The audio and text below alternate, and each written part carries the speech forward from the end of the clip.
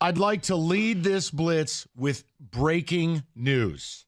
The touchdown play is back in East Lansing. No, I'm just kidding. Go ahead. Congratulations on that, by the way. Congratulations on functionality. Go ahead. Here's what I'm going to start the college football blitz with, an apology. Because before the season, I was the only one that still supported Deion at Colorado and said that it will work. Uh-oh. I am now done with Deion at Colorado. They look bad. Jeez, man. No offensive line, players yelling at each other, Travis Hunter going right by his coach and then screaming at his teammates. Yeah, they're done. I'm done with them. You see a bunch of individuals. You don't see a team. I don't see where he's building the program. I mean, I think a caller put it best. He's playing daddy ball out there. He's just out there trying to take care of one of his sons. He only has one. Now one broke his arm, so he's out for a long time. There's nothing about Colorado that says they're going to win games. They're entertaining. You know what? You're a racist. Well, let's go with that narrative. You can't critique him as a football coach. You're racist. Get it right. No, I'm a Tom, not a racist. Oh, my bad. Okay, so here's the deal. Rico nailed all of it. There are the three worst offensive lines I've seen in America. And they're all kind of cut and paste O-lines. SMU, Oklahoma, and Colorado. If you can't block North Dakota State and Nebraska, you have no hope as you enter the Big 12. And I don't see what their plan is. I really don't. Well, you mentioned one of those teams. Let's talk about one of those teams. Oklahoma. They entered 27.5-point favorites in this game. Should have lost. And they should have lost the game. Jackson Arnold was sacked 3 times for a second straight week. They look bad. He was 19 of 32, 174.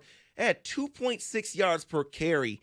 They're going to have a rough time in the SEC, I see. Well, I told you all summer. Yeah. Texas was prepared for the conversion. Oklahoma wasn't. Like Rico said. I mean, Rico tried to warn them. He told them you don't want Spencer Brown. They didn't listen. They're a mess. Yeah, David, this is a team that they're going to be battling just for respect to be in the middle of the SEC. Probably should have stuck with the Big 12. You would have had a puncher's chance of maybe pulling out some games, but you stepped up to the big boy table, and, yeah, this is the best that you have. Good luck. So let's talk about the big boy table. Oregon is now in the Big 10.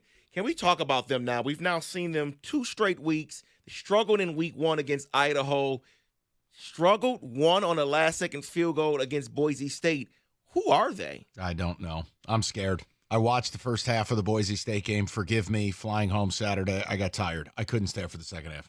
I've seen what I need to see to tell you. Again, a lot of cut and paste, a lot of transfer portal. I'm not seeing up front winning at the line of scrimmage the way they should be, specifically on the D-line. And it's very uneven performances. Look, man, they needed a punt return and a kick return to win that game. That can't be what you're doing against Boise State, who is good. Boise might win the Mountain West, might be that what is it now? The group of 5. Right, the non-rich people teams. Yeah. They may make the playoff, but you're in Outson off a terrible performance. I got nothing. I'm scared. No, Mike, and this is one where you should be happy. Oregon shows you can't buy wins. You can't buy happiness. You can't just buy players and walk in and win. You have to have a team. You have to have some type of a program.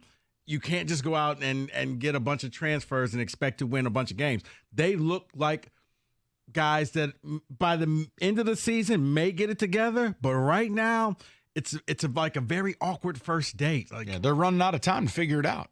Yeah. And again, they're at Oregon State this week. And I know, bottom line is Oregon State hates their guts. They'll bring whatever they have.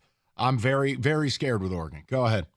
Let's talk about Oklahoma State and Arkansas. They went to 2 overtimes. Oklahoma State wins 39-31. Was that more Arkansas being decent or Oklahoma State maybe looking past them? Choice B. Okay. Oklahoma State spaced out in the first half, had no control of the football. They were airing it out with Alan Bowman out of nowhere. It made no damn sense. Yeah. Mike, we talked about it Friday. Every now and then, Oklahoma State, every game just has that one game a year where you're just like, what are you doing? They space out. Yeah, you're right. Why are you playing this way? You don't have to. And why are you doing this to me? But they ended up hitting the over and covering, so great performance. But no, it was more they sleptwalked in the first half. They got it rolling in the second half. Sam Pittman's going to get fired. It's when, not if.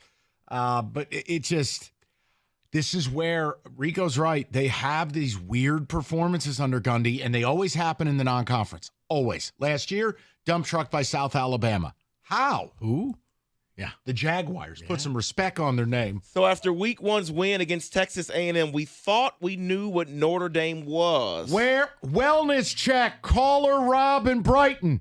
Wellness check. I feel like Rob is Andy Dufresne in the sewage pipe right now. How do you go to A&M and win? I knew it was a letdown spot. I was happy to take 28.5. Never in this lifetime or the next would I imagine Thomas Hammock doing the postgame interview winning. Why? Yeah. You explain it. And someone check on caller Rob.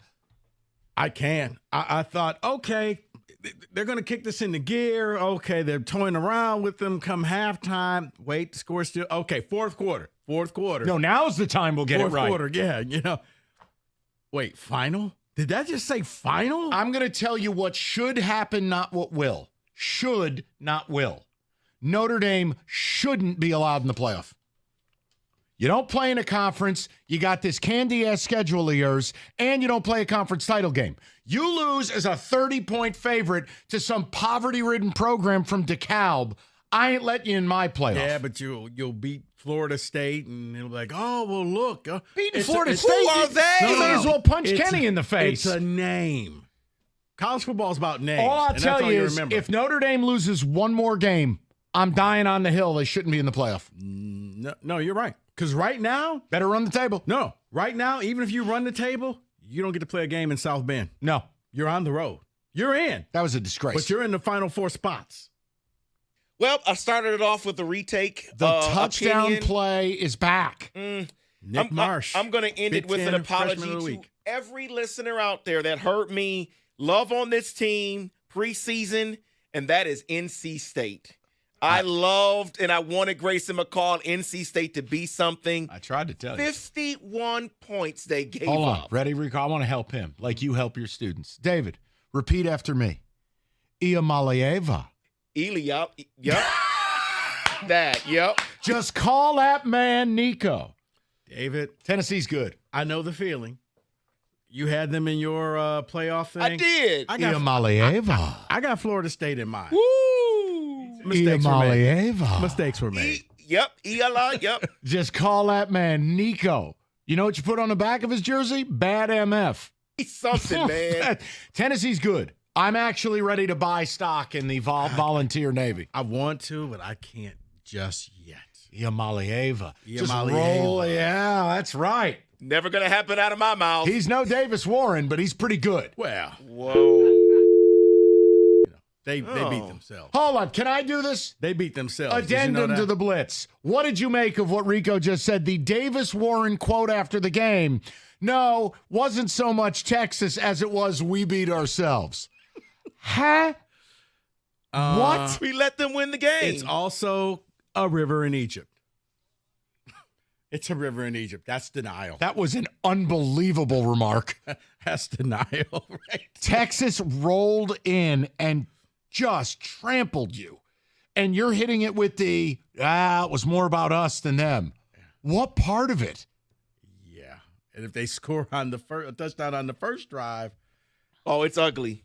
Uglier, I should say. I mean, you do realize I would have been like, Davis, they didn't punt the ball to the second half.